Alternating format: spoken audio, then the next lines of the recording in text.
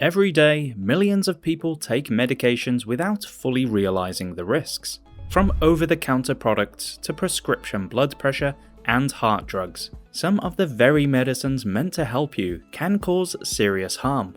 Today, we'll reveal 9 common medications that can damage your liver. Liver damage is extremely serious and puts extra strain on all the systems in your body, accelerating heart disease amongst other problems. By the end of this video, you'll be equipped with the knowledge you need to make informed decisions, the right questions to ask your doctor, foods and tips that reduce your risk, and much more. First up, painkillers and fever medications containing paracetamol. Paracetamol is one of the most widely used pharmaceutical ingredients in the world. You'll find it in medicines like Tylenol and cold or flu remedies. Many people think it's harmless, reaching for it at the first sign of a headache.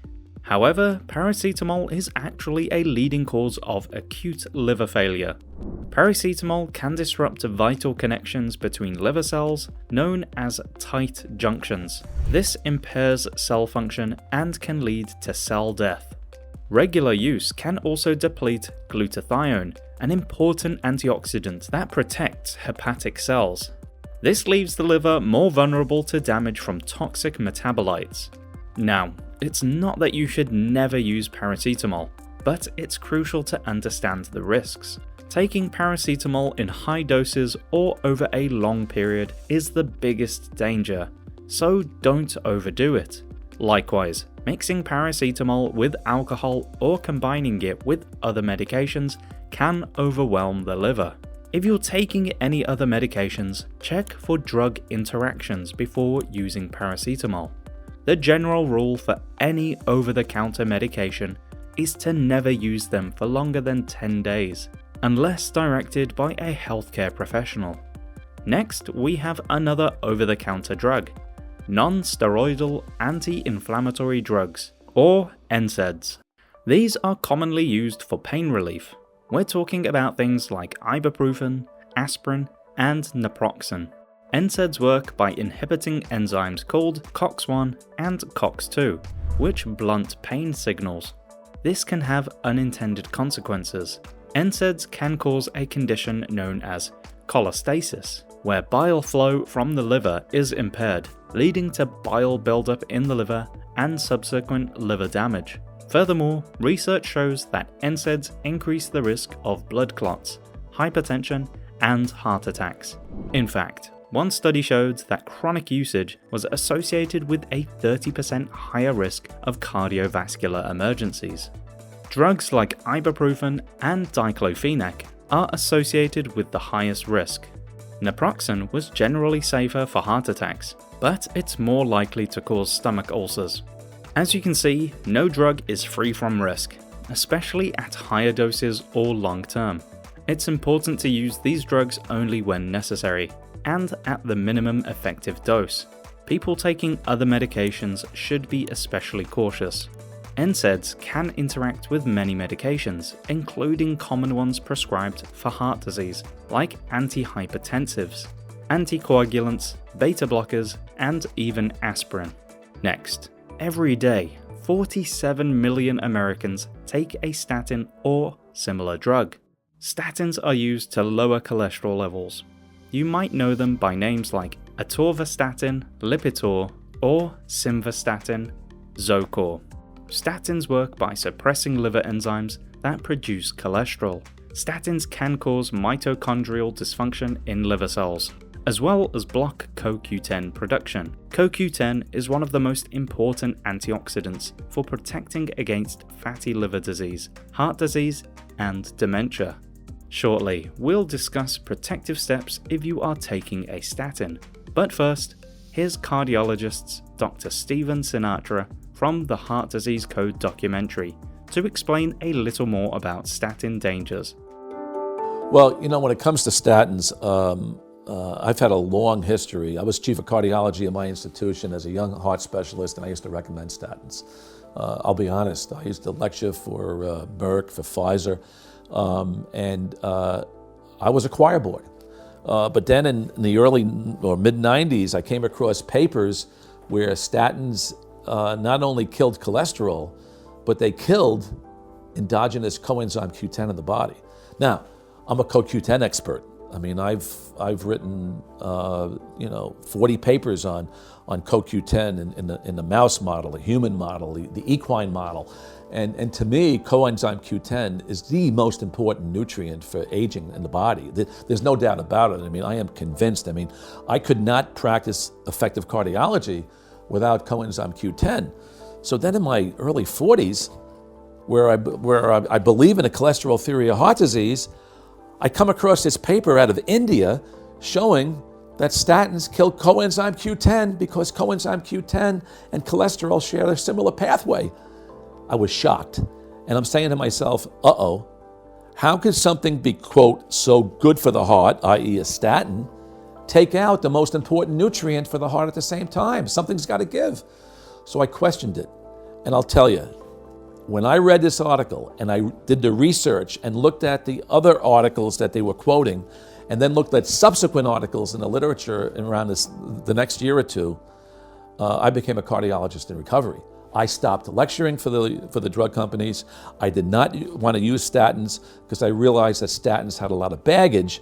And when I was looking at the side effects of statins and seeing that a lot of them were due to CoQ10 levels being down, whether it was myalgias, inflammation of tissues, memory disorders, it made perfect sense to me. Even cardiomyopathy. I mean, can you imagine getting heart disease from taking a statin? I mean, it happens. It's called statin cardiomyopathy, where the CoQ10 levels drop, and then all of a sudden you get cardiac dysfunction. We call it diastolic dysfunction, which can lead to systolic dysfunction. Statins can also cause muscle pain, weakness, extreme fatigue, and an inability to focus, a condition medically known as statin-induced myopathy. In severe cases, muscle tissues can break down and die. Evidence suggests they may also increase the risk of cataracts. The lens of your eye needs cholesterol to stay clear, but because statins artificially reduce cholesterol, your eye can't function properly.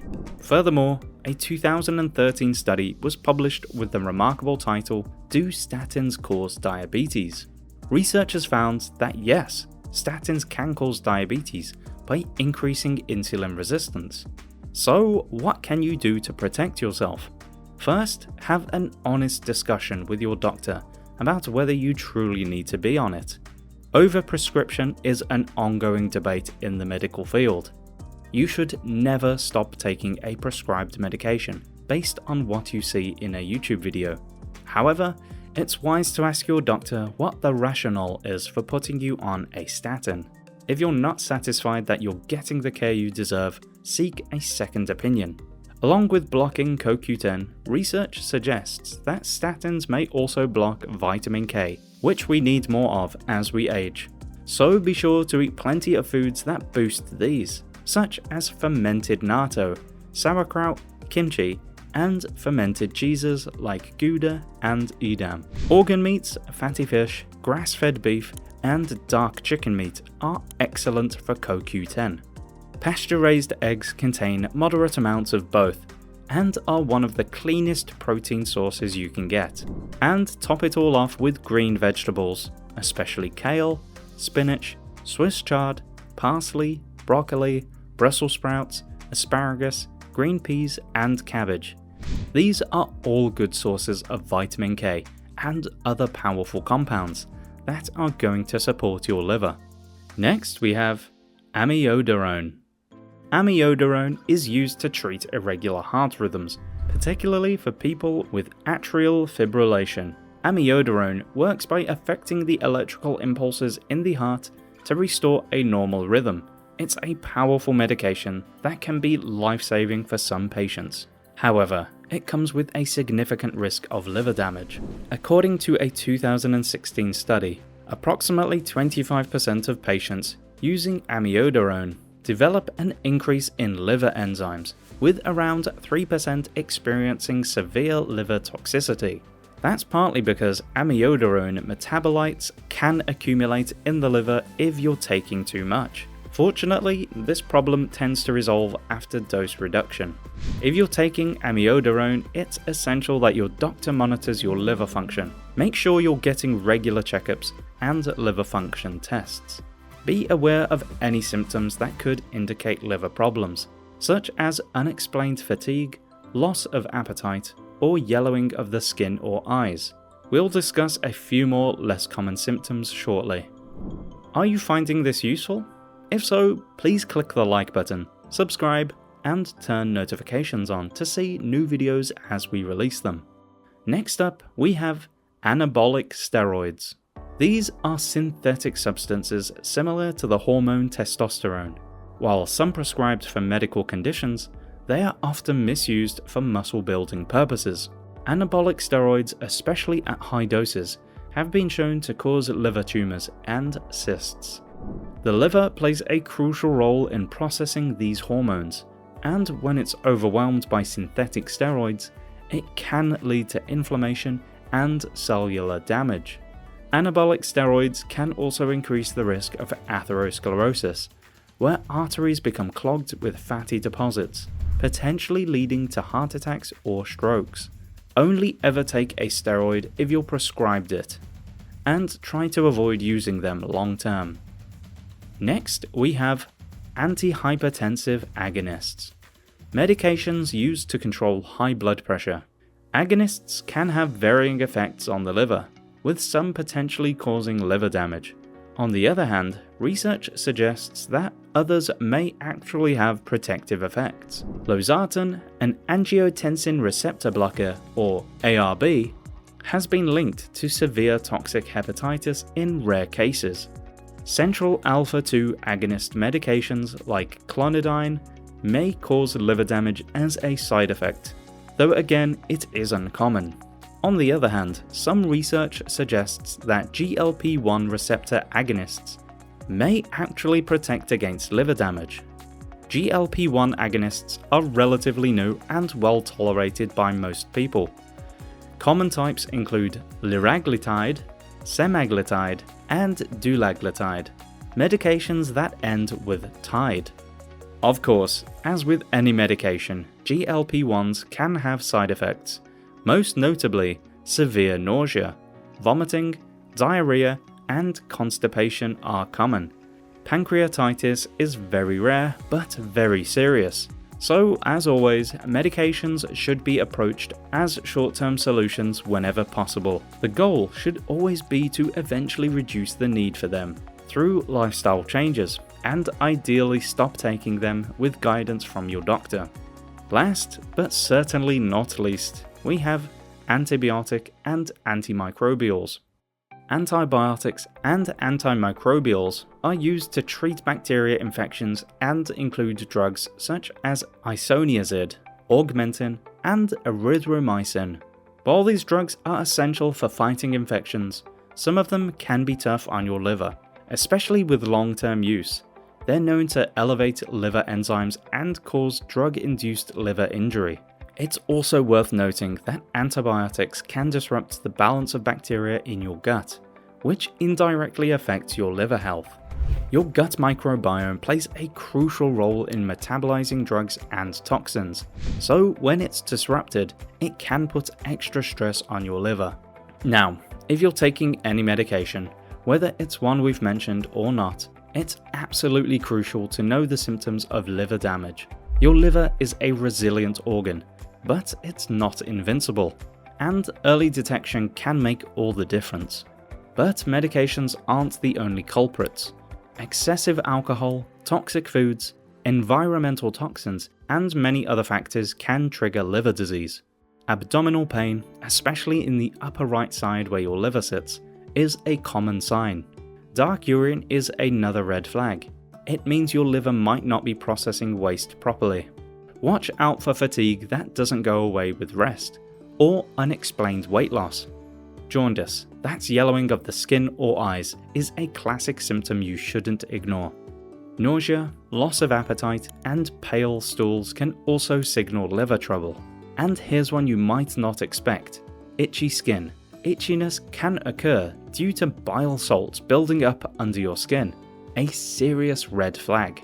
Limit alcohol, especially if you're taking medications.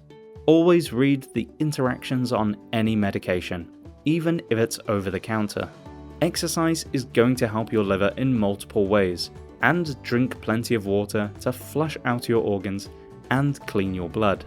Certain foods can have an outsized impact on healing and protecting your liver.